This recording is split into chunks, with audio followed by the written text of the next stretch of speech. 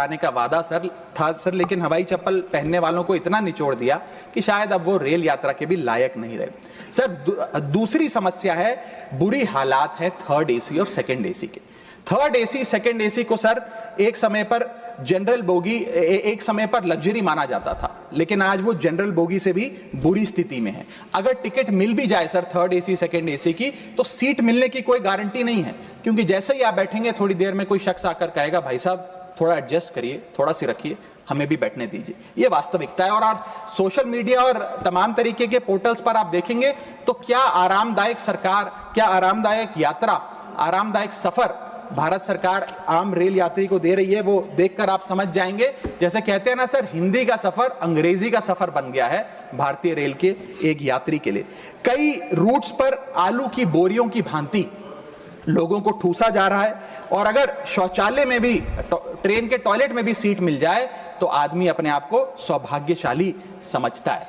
Sir, जहां भेड़ बकरियों की तरह भोले भाले लोगों को ट्रेन में ठूसा जा रहा है, पूरी टिकट लेकर सुविधा के नाम पे सिर्फ धक्का दिया जा रहा है, और सर हमारे देश के भोले भाले आम आदमी इसको अपनी किस्मत समझकर स्वीकार कर लेते हैं। सर, पहले तो रेल की टिकट मिलती नहीं, अगर मिल भी जाए, आपने अगर 2, 2.5, 3 महीने पहले टिकट बुक कराई हो, टिकट कंफर्म हो जाए तो सीट मिलने की कोई गारंटी नहीं।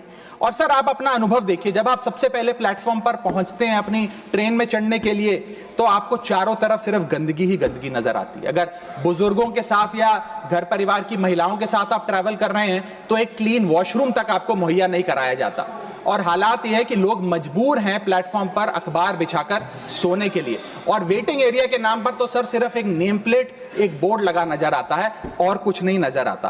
तो सर ट्रेन पे चढ़ने से लेकर ट्रेन पे उतरने तक की एक बड़ी लंबी फहरिस्त है अव्यवस्था की।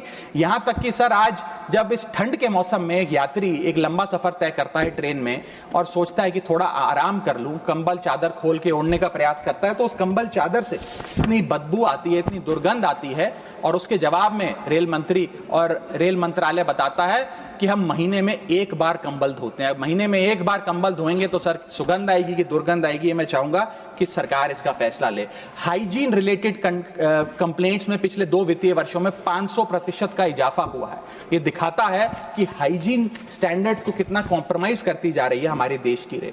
और सर अगर प्लेटफॉर्म पे भूख लग जाए तो आपको पानी वाली चाय, गंदे तेल में तले समोसे और छोले भटूरे अवश्य मिल जाएंगे। और इसी के साथ साथ अगर आपने IRCTC का खाना बुक किया हो और रेल विभाग आपको खाना दे, तो जब वेज थाली आप मंगाएंगे तो उसमें आप हवाई चप्पल